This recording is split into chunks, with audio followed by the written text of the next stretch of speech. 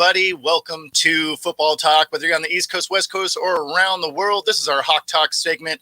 Again, on a Thursday morning, a very weird scheduling thing where the Seahawks had two Thursday night football games in a row. And so here we are on a bright and early Thursday morning here on the West Coast. And our show is brought to you by Archer Ducks right here in the Seattle area. If you have not had your ducks clean in the last year or ever, in a lot of cases, just something to keep in mind.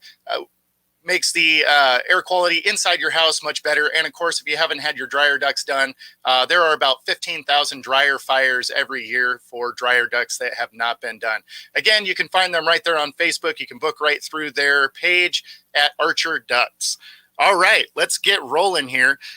Week 12 did not go as planned for the Seahawks. Of course, they've come up short on Thanksgiving, and it was a home game. I was lucky enough to be there. Man, it was tough to watch, though. There was a lot that did not go well and a lot that was self-inflicted in that game. And, so we're going to break some of that down like we do every week and, try and figure out how it is we move forward.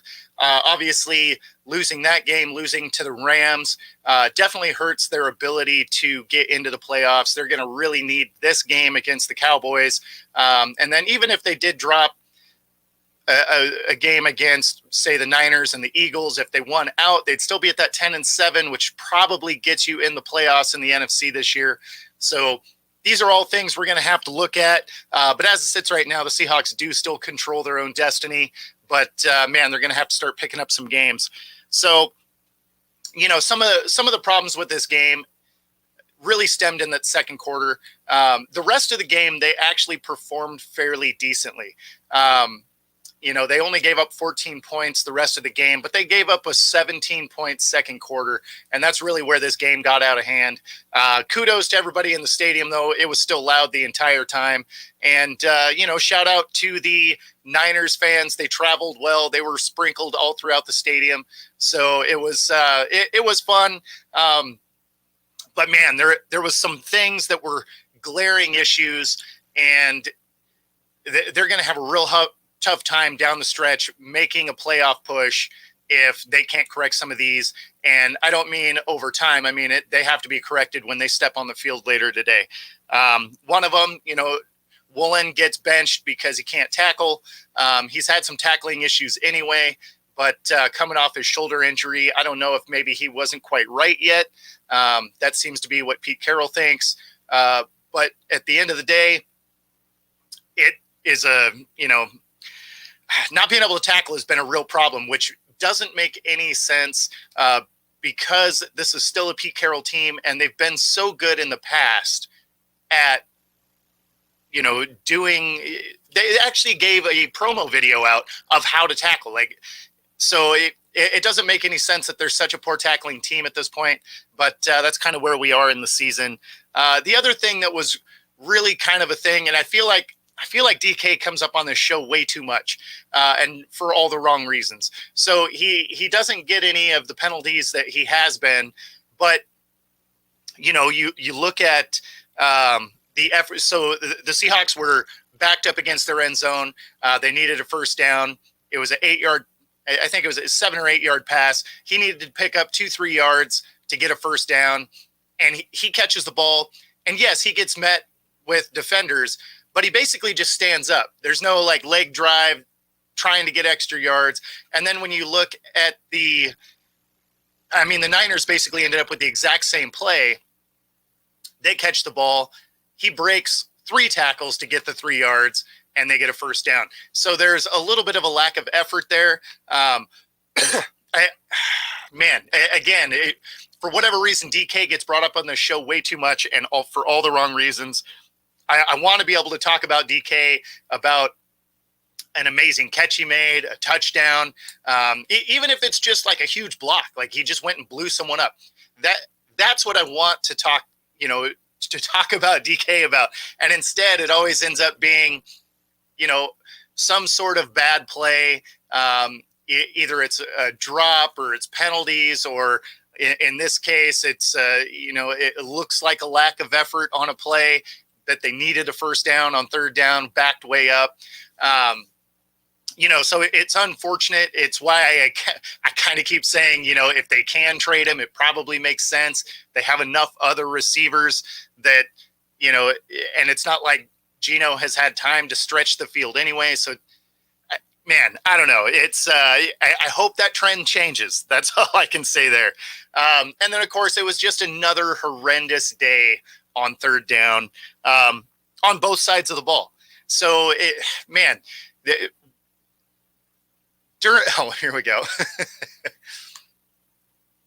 DK play when he's happy and getting the ball early. You're not wrong. He does like getting targeted early, but I mean that's every receiver. But at the same time, the play that I was talking about, man, they just like that was still early in the game. He gets the ball, he doesn't drive to try and get that first down. Like if I saw effort and he didn't get there, I wouldn't be mad at it. But for him to catch the ball, turn around, and basically just stand up and that's it. Man, I have a hard time with that. The Seahawks are predictable on offense a little bit. Some of that is the fact that our offensive line has just not had the same. Well, I mean, it actually hasn't had the desired five up front since halftime in week one. So because this is where I think Waldron gets more hate than he should, because he has to scheme for an offensive line that's injured and missing people. So he's been running all of these linebacker stunts and, to add extra protection. So where his creativity is actually trying to keep Geno off the ground, because if you look at sack stats, he hasn't been sacked in a crazy amount of time, right? Like he's about middle of the league. But if you look at quarterback hurries, he's third in the league, which means the guys are getting through. Geno's just been able to not get thrown on the ground. But even with all of that, he doesn't have the time to throw a lot of these routes, which is also why DK doesn't get used a ton early, because they use him more to stretch the field a little bit because of his size and speed. Geno doesn't have the time to throw that ball, which is why you're seeing all of these, shorter passes to JSN, Lockett, Bobo when he's in. Why they don't throw more to the tight ends is kind of curious to me, especially when they're running some of those sets where they have three tight ends on the field. Like maybe have one of those guys do a rub block and then leak out into a short zone so that he has somewhere to throw the ball. I'm not sure why we haven't done more of that, but yeah, I mean, if you're just looking schematically, yeah, the offense is somewhat predictable for sure.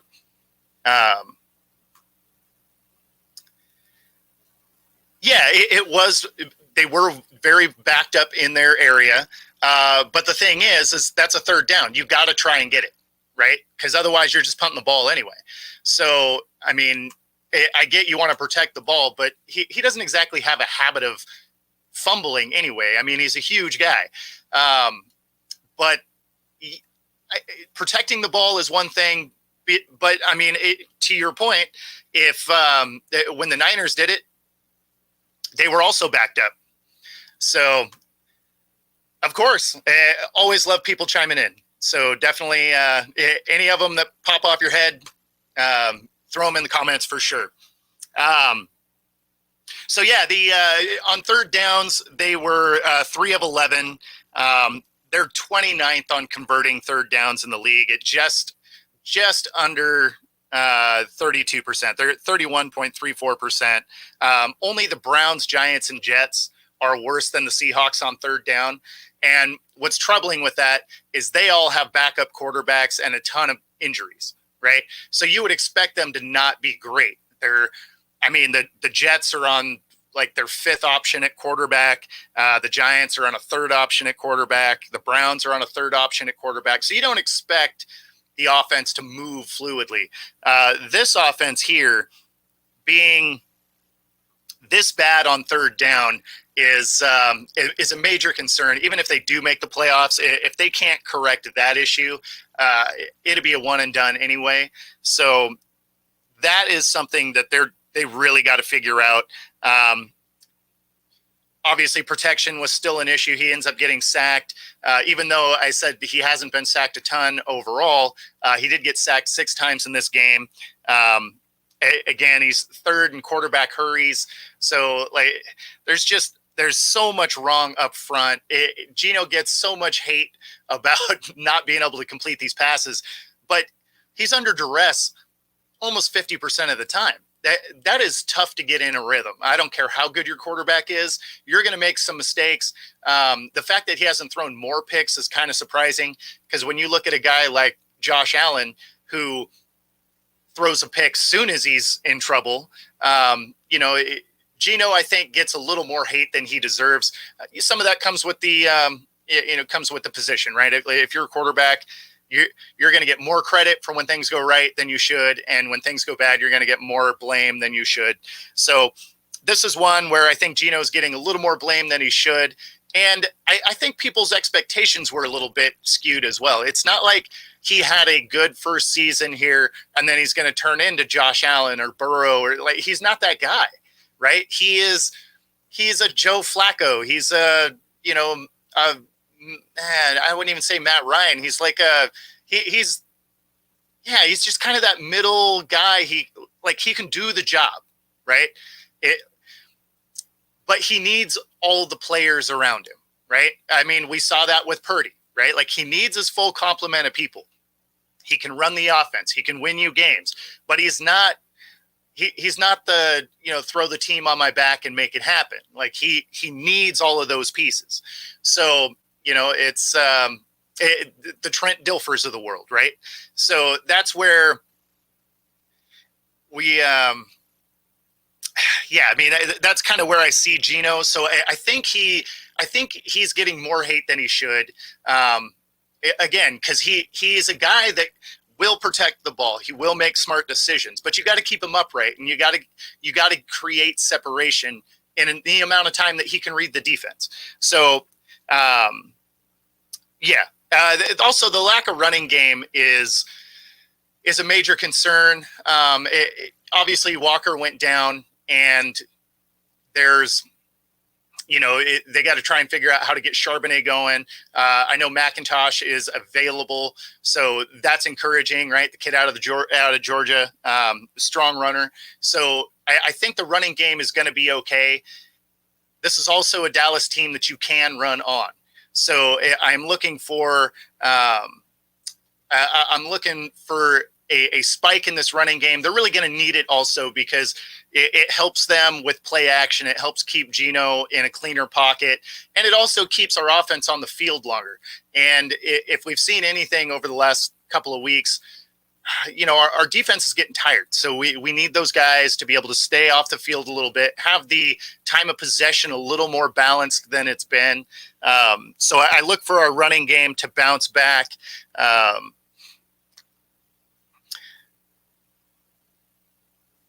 Geno wasn't a fit. You could tell he didn't want to leave the pocket. I mean, he's not a scrambling quarterback, right? Like, that's not his wheelhouse. He is a athletic quarterback, so he can extend a play if he needs to, but he's not he's not a guy that's trying to run, which, honestly, that's not really what Seattle, built this offense around either. I mean, if you looked at what Russ did, like, the best thing that Russ did wasn't necessarily his scrambling ability down the field. It was his ability to extend a play, right? Because if you watch Russ play here in Seattle, he would scramble, but he wouldn't break up field a lot of times. He was still looking downfield to make something happen. He would do little pirouettes and spins, and, it looked like you were just playing with the joystick on Madden.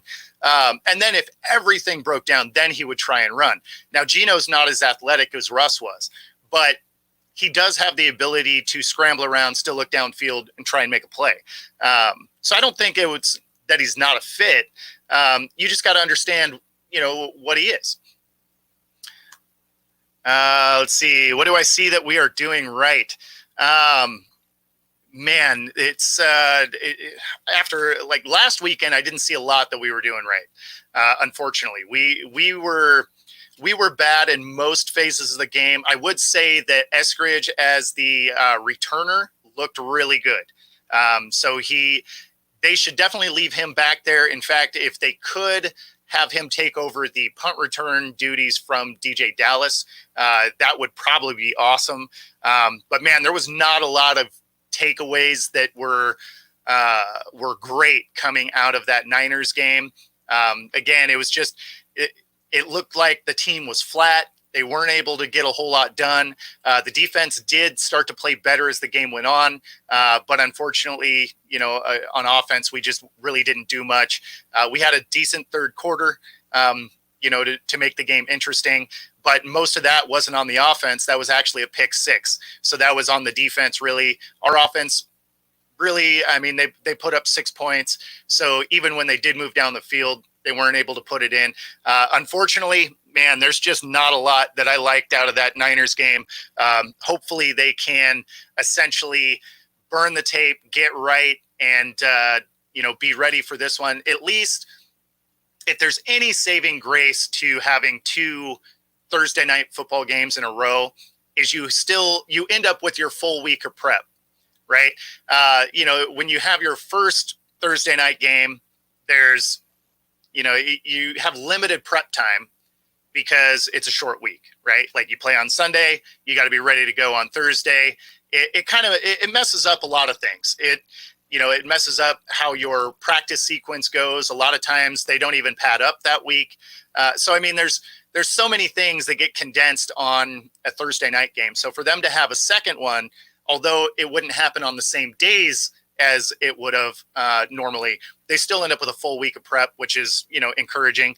Obviously, the Cowboys do as well because both these teams played on Thanksgiving. Jimmy G in Seattle next season. I can see why you say that because you hate Seattle. But no, definitely not. That is a horrible plan, especially as injured as he always is and the way that the Seahawks seem to have trouble up front on that offensive line.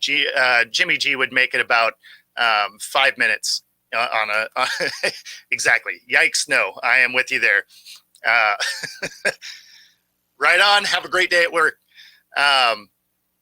So yeah, it's definitely not. So the other thing that I'm surprised they haven't done yet is with the issues they have had up front is they haven't brought back DJ Fluker, who's familiar with the system. He's currently a free agent. If you haven't seen some of his workout videos, he's there on, Instagram. And so it's surprising they haven't done it, especially because of his familiarity with the Seahawks. Obviously, he played here for a few years. I don't know why they haven't had him come in, at least for a workout, because with the injuries that they've had up front, obviously Abraham Lucas was on IR until, he was activated. He's in his 21-day window, I guess. So he's potentially able to play this week, but they lost him in the first half of the first game, right? Like he got hurt just before halftime. So why they haven't given DJ Fluker a call is really surprising to me, because is he what he once was? Well, we don't know, but is he better than the rotating cast that we've had? Probably, right? And even if you only brought him in for a little while, it seems like it would have been a good idea to at least give him the workout, see if he could fill in, even if it was for part of the year. Because not only did you lose Lucas, but you lost Cross for about half of the season so far. And even when he's come back, he's kind of come in and out. So a guy like DJ Fluker really would have been a nice addition, safety net, so to speak. So I really think that would have been a good fit. Unfortunately, they didn't go that route, but and they still could, honestly. He's still out there as a free agent. So, who knows? How's it going, Mitch? Good to see you, buddy. So yeah, I wish they would do that. And again, just because of the injuries that they've had up front, they could definitely use some extra offensive line to fill in anyway. All right, so that's enough badgering about the Hawks on that Week 12 just beatdown that they got from the Niners. So we're going to get into some of these questions. One of them is, are they wearing the retro jerseys this week? And it's funny because I've seen kind of conflicting reports. So earlier in the season, they said that this was the game they were going to add to wear those retro jerseys because the Cowboys should be wearing their retro jerseys today. But then a lot of the Seahawks promo gear, promos all have the Color Rush jerseys, the bright green. So I'm not entirely sure, but everything that I read earlier in the season has them wearing the retros tonight. I hope they do. It's pretty cool to watch them play. It's something funny. My mom said, she said the green wasn't lucky for him last week. And I just reminded her that those are throwbacks to the 90s, and the 90s weren't exactly lucky for those jerseys either. So it's going to take some work to beat the Cowboys this week for sure. Is Walker available? So technically yes, but no.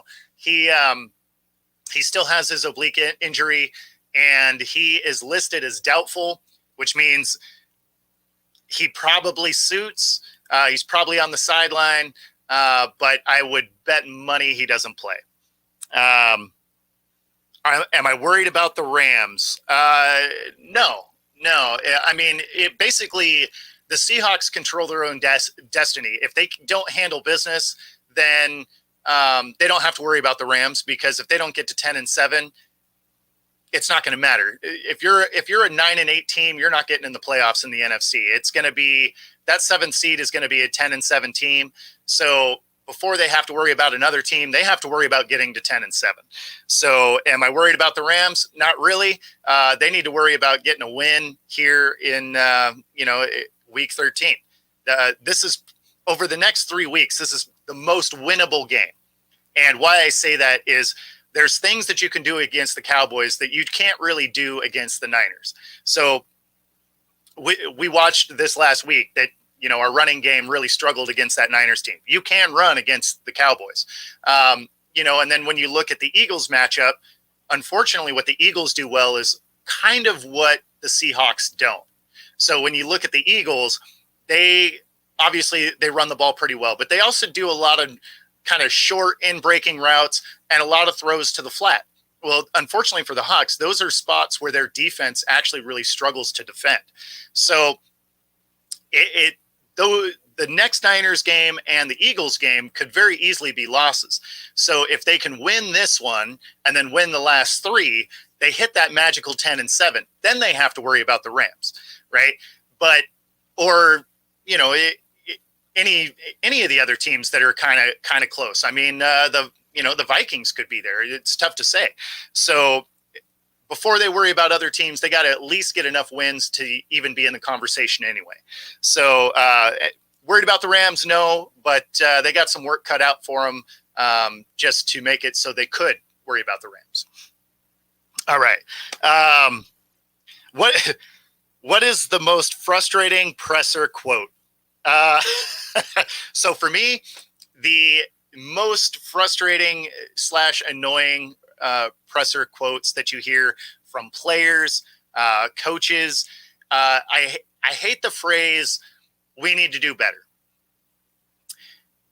Obviously, we all watch the game. We know we need to do better. What I want to hear, right, is how are we going to do better, right? For example, take the Seahawks, right? We need to be better. We got to get the ball out sooner. Okay. So if we got to get the ball out quicker, which agreed, you got to get the ball out quicker. Well, how are we going to achieve that? Right? Like, are we going to run more rub routes so the tight ends can break open and we have some shorter completions, high percentage, are we going to create scenarios, or are we going to keep running the offense that we have and then just, keep saying we need to do better? If there's not a plan there, then like, what are we even talking about? Similar to, they're the second most penalized team. They've been the first most penalized all season, but they've been the second one There's the second one now by one penalty. But, when they're like, oh, yeah, we need to do better on penalties. It's like, okay, well, what are we doing to do better? Because when you look at the numbers, we're not getting better. So, like, what is the plan to bridge that gap? Because if we're not doing things, if we're not running extra snaps in practice to try and get our offensive line from false starts, or if we're not trying to tweak technique by our secondary so that we stop getting, pass interference and holding calls. Like if we're just saying, oh, we need to be more disciplined or we need to do better in this area. If we don't have a plan to get there, we're not going to get there.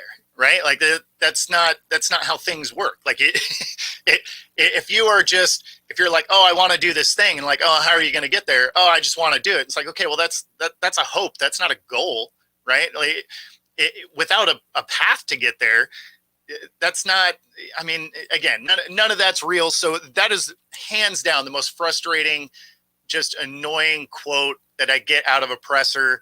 And it's because there's no plan behind it. It's just, yeah, it's on me. I got to do better here. I got to call a better play here. Our team needs to be more disciplined in this situation. It's like, okay, well yes, obviously we watched 3 hours of you not doing those things. So we know that part.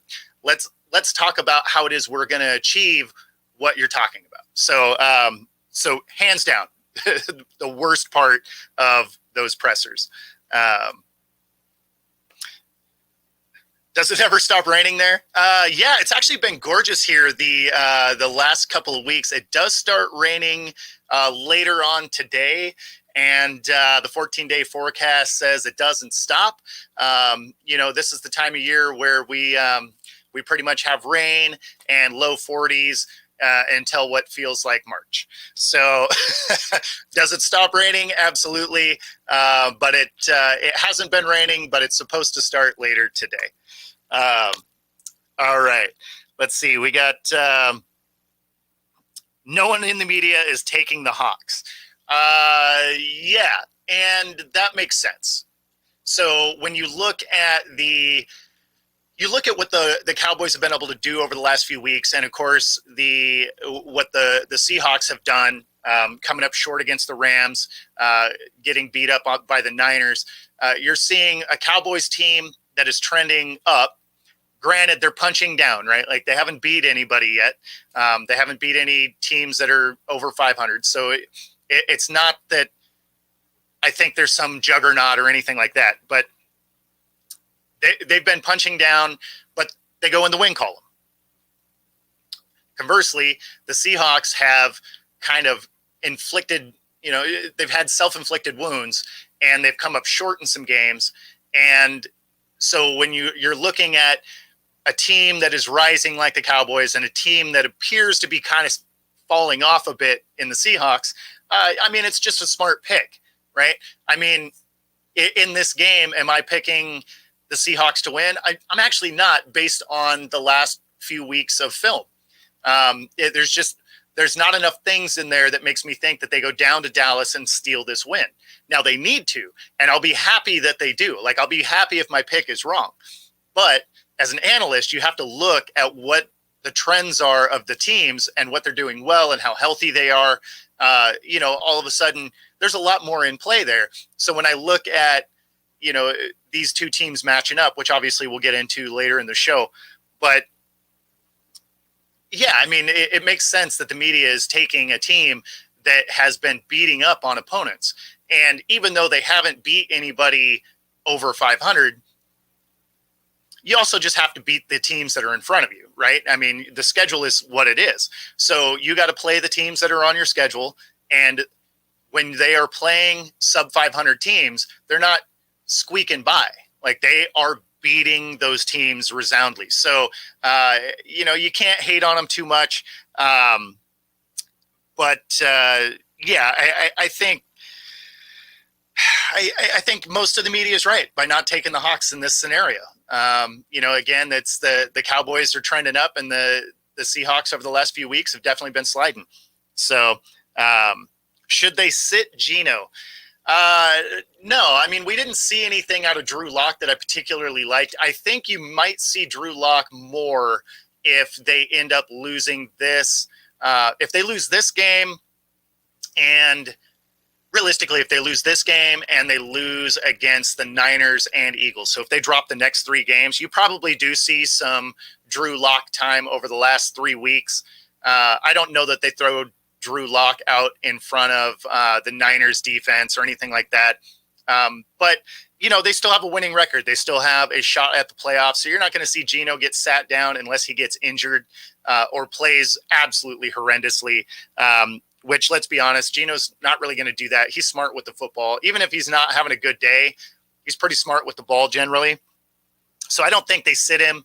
I think you see the Drew Lock show if it gets out of hand in a game, or if you end up with, you're late in the season, you got no more shot at the playoffs. They may give him a shot and see what it is they have there and whether or not they're going to draft somebody or, figure out what the path forward is. So, definitely could be that. Has Pete's message gotten old? So I'm going to go with no. And I only say that because the team is so young. So this is a new message for them. Pete's message seems to wear over time, but is really effective early. Right. And so for most of this team, it's in that early phase because a lot of these guys are first and second year players. Obviously you have some veterans sprinkled in there, but they're veterans that like Pete's system, right? It's bringing back Bobby Wagner. It's Tyler Lockett and, guys that had their careers built through it. So they know that Pete Carroll's system is effective. And so I don't think it's going to be that his message has gotten stale. Anything like that. I think it's just kind of honestly, I think a lot of the woes from this team really stem from just all the injuries on that offensive line. Good morning, man. Thanks for popping in. Appreciate it. All right. We got, what do I think of Woolen getting benched? That missed tackle keeping on third down and the Niners end up breaking 3 tackles or four tackles, something like that to make the 3 yards. Obviously that is the one that probably triggered that. Again, Pete Carroll was saying that it was an extension of his shoulder injury. Maybe it's true. Maybe it's not. Tough to say, but as the coach, you kind of have to say that because you don't want to crush the kid's confidence by being like, oh yeah, he just can't tackle. You're kind of giving him the out. That way you bring him back this week and you see if it, gets better. I hope it does. All things would indicate that it should. But he finished 3rd in Defensive Rookie of the Year last year, 2nd or 3rd, something like that. So, he's an outstanding player. We're better with him on the field. So the last thing you want to do as a coaching staff is hurt, any kind of confidence, anything like that. So I liked the approach, but getting him out of there because he couldn't tackle, throwing Michael Jackson in there made a ton of sense. Whether you like Michael Jackson or not, he can tackle. And if the guy that you have out there isn't tackling, you got to make a move mid-game. Otherwise it can get out of hand. So I didn't hate the move. He should be the starter this week. So, realistically, it shouldn't be any different. All right. And then that's followed up with, why can't we tackle? That one there is, I don't know. I don't know why they can't tackle. Again, they were, in that Legion of Boom Prime era, they were actually releasing, how-to videos of how to tackle, the new style of tackling, getting the head out of the way, getting the shoulder across, wrapping up and spinning to the ground. Like they released those training videos. And for some reason, that's not what we're doing anymore, which doesn't make any sense, being as we still have, Pete Carroll. So that was his his era of tackling. So how they've gotten away from that, I don't know. But when you're watching the game, there's a lot of, throw a shoulder and hope they fall down. Which again doesn't make any sense to me. But that's what we're doing right now, and that's honestly, it's why we can't tackle. Is because we're not actually trying to tackle. We're trying for that sports center like bang hit, and then if they don't fall down, now we're chasing them again. So makes no sense to me. It's something I've said in many shows, but a coach for me years ago, they said just go out there and make a play. And if you make a play, it can become the play, right? So don't go out there trying to make the play. You're not trying to make the sports center hit or any of that, because if you do and you miss, you're still going to be on sports center just for the wrong reason. But if you just go out there and make a play, like make the tackle, that can be the difference in the game. So stop trying to make the play and make a play. And if you make a play, it can become the play. So why we can't tackle, your guess is as good as mine. Why can't we keep our hands off of people? Second most penalized team in the league. And of course, that's by one. That's by one penalty. So we've actually been leading the league in penalties most of the season. So again, that comes down to discipline, right? And I'm not sure what's going on with this particular group or what the coaching staff is doing, or if there's a change that needs to happen. But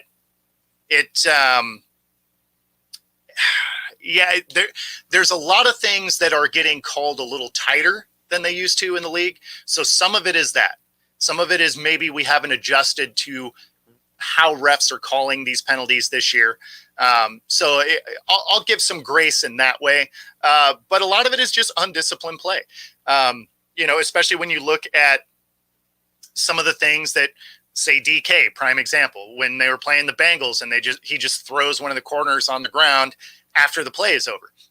That's a 15-yarder unsportsmanlike all day. Any era of football, right? The whistle blows, you throw someone on the ground. I don't care what era of the NFL, that's a penalty every time. So, it's stupid mistakes that don't make any sense.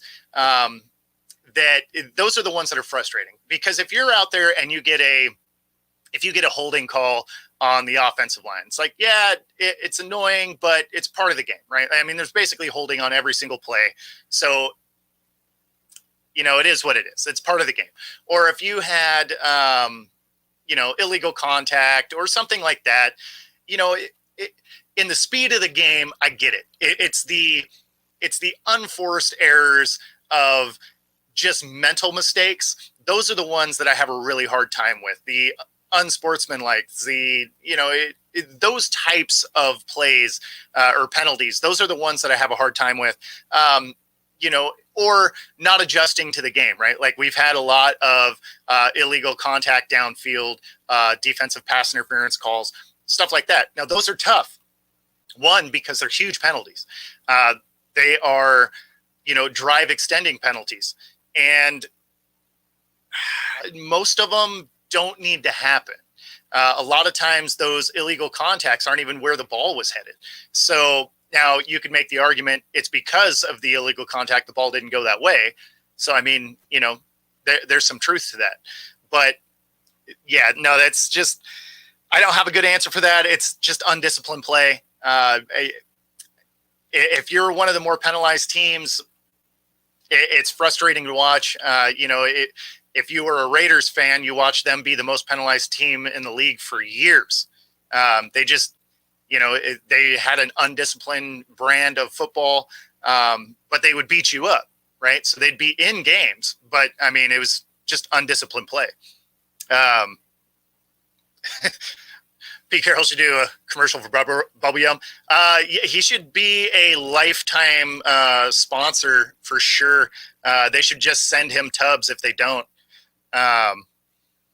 Sounds like we need to watch our own videos on tackling. Yes, they do. That has definitely been a frustrating element of our game. Are the Hawks looking to draft a quarterback? I mean, at this point, I feel like you have to, right? So they had a 3-year contract with Geno. Drew Lock is on a 1-year deal. And if you were to, I mean, this is Geno's first year of his new contract, right? So, but he has outs every year on the contract. So they don't necessarily have to stick with him if they don't want to.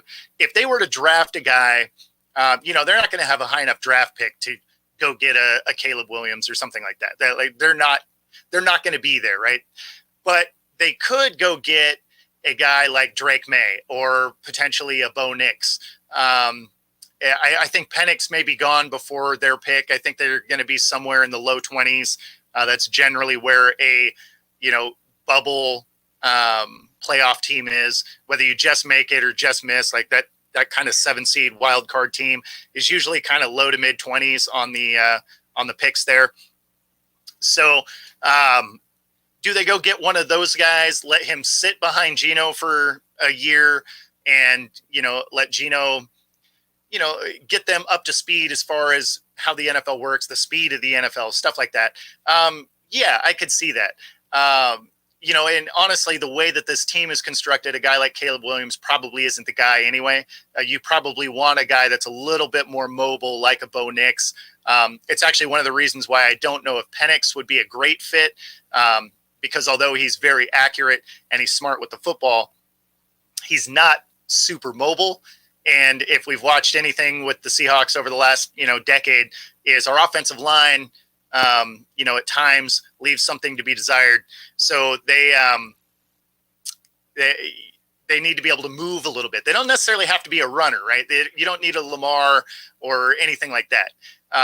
But what you do need is somebody that can move around. Just because if it breaks down, you don't want him to be a statue in the backfield there. And solely because, again, just historically over the last decade, this offensive line hasn't been amazing. So do they draft a guy? This would be the draft to do it in, right? It's a pretty deep quarterback draft. You should be able to get a pretty decent talent in the late first, early second round, which they have picks in both of those spots. So they could potentially go grab a quarterback and have him sit and, earn the job the way you're supposed to, or the way they used to anyway. All right.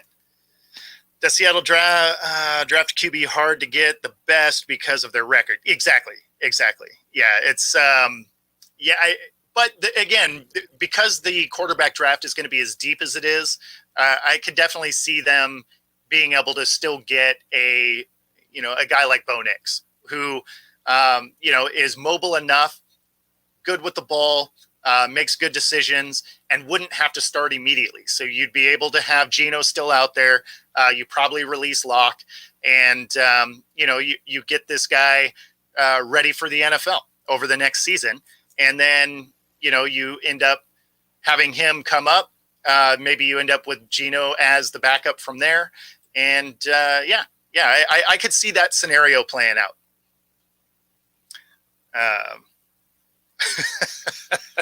The Giants will trade DeVito for a 3rd-round pick. Man, I don't know. They their quarterback is they got a lot of questions at quarterback, especially because they paid Daniel Jones, so they're probably going to need DeVito, because I don't know if anybody's trying to take Daniel Jones off their hands, but if we've seen anything this season, Daniel Jones is probably not the guy. Not that I thought he was. I thought he was a reach to pay, but they didn't want to pay Barkley, and so that's the way they went. It didn't make any sense to me, but it's the way they went. All right. Why isn't the Geno DK connection more effective? Mostly time, right? Mostly it's just the speed at which the play breaks down in the backfield for Geno. A lot of times he's moving around trying not to get sacked. So the plays that are deeper downfield, which is primarily what they use DK for, is, they don't have time for those to develop. If they were to use DK more in a slot, I think they'd be able to, I think they'd connect a lot more. But as it sits right now, that's not going to be effective until Geno has a little bit cleaner pocket to throw from. Is Lucas coming back? He is activated. So he is on that 21-day window. I do believe he traveled with the team. He was full practice this week. So in theory, he should be available to play today, which would be amazing. But we'll see. We'll see. It wasn't a guarantee, but he's there and it's possible. Do they go after Justin Fields if the Bears take a quarterback first overall? No. If we've seen anything from Justin Fields is he needs an offensive line, and he would just be going from a bad offensive line to a beat up offensive line. I don't think that's going to be a good fit for him. I don't particularly love his ability to throw downfield. When you look at his air yard stats, they're generally not, they're not impressive. Usually, even though like some of his yardage totals will be good, most of his throws are right around the line of scrimmage, and he needs his receivers to create the yards after catch. So I don't know that Justin Fields would be a great fit for Seattle. You probably could get him for cheap, right? Not contract wise, no, but trade wise, maybe. But no, I don't think he's a good fit for Seattle. Can the Hawks snap the Cowboys' home win streak, and does it give them added incentive? Can they break it? Yeah. So there's things that Seattle does well that you can do against the against the Cowboys. One of those is, again, running the ball. If they can be effective running the ball, that'll be huge for this team. And of course we'll get into more of this in just a second. Does it give an added incentive? I hope not. I hope they have all the incentive they need to get into this game, because they need this win.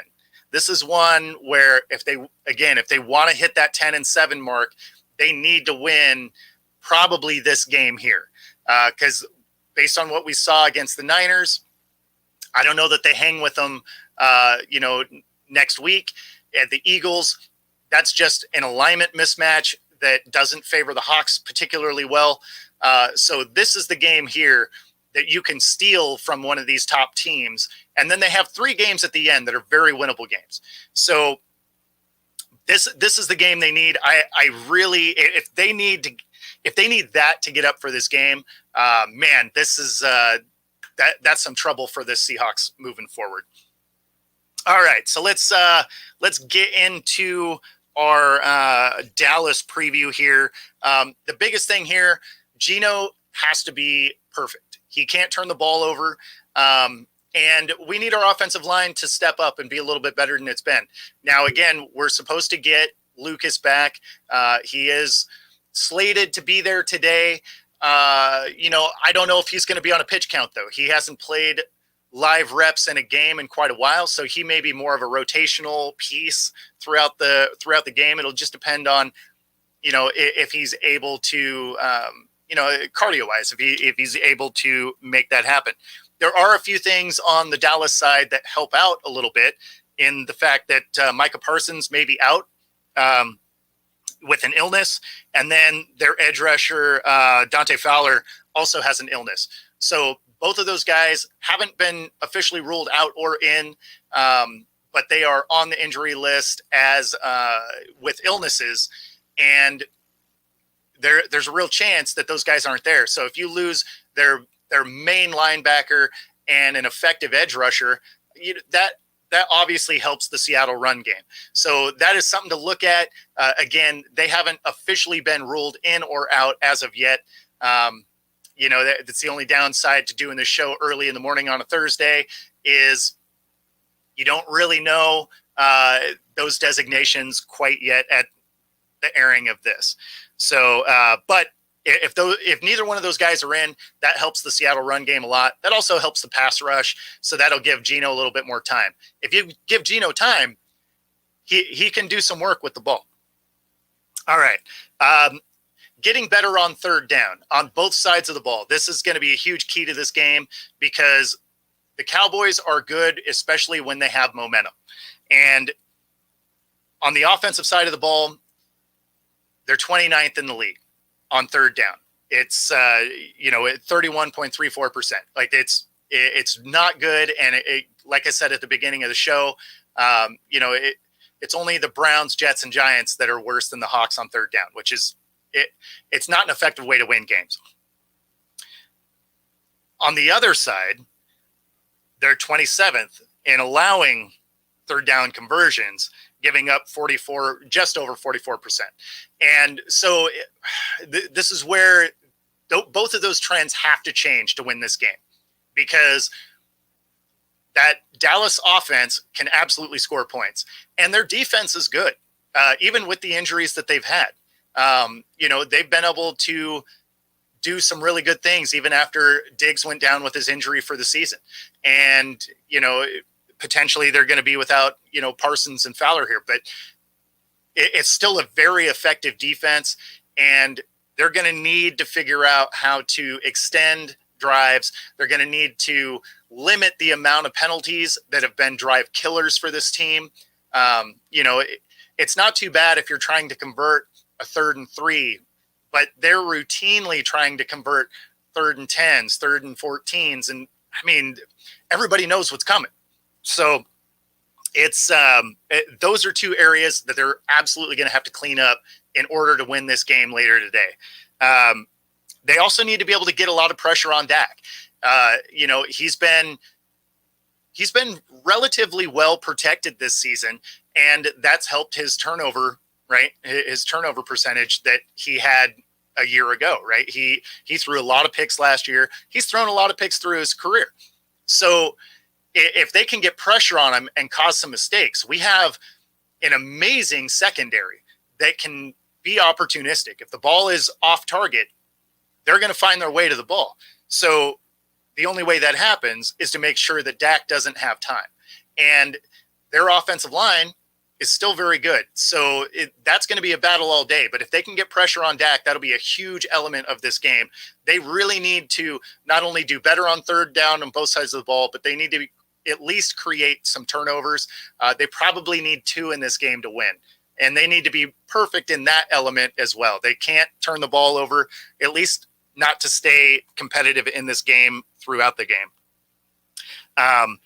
Now, with Lucas coming back, which is awesome, this team still doesn't get their original starting 5. Their offensive guard, Phil Haynes, is out with a toe, and so they still won't have the complete cast up front. They haven't had the starting 5 up front since halftime of the first Rams game in week 1. So, again, that's why I said before, I give Waldron some credit, even though his plays look very vanilla. He's had to do so much in just protection schemes that it takes away from being able to do some of the other things you would want to do. And with Walker still out, for our running game to be effective, we really need Charbonnet to have a huge day. And, hopefully we'll get to see some snaps with McIntosh as well. We want to be able to see, what that kid has. Obviously, DJ Dallas will get some snaps as well. Obviously, an effective back. Hopefully we can get another big special teams game out of Eskridge. And, so, hopefully that's kind of how it goes down. Be sure to like and subscribe if you like this content.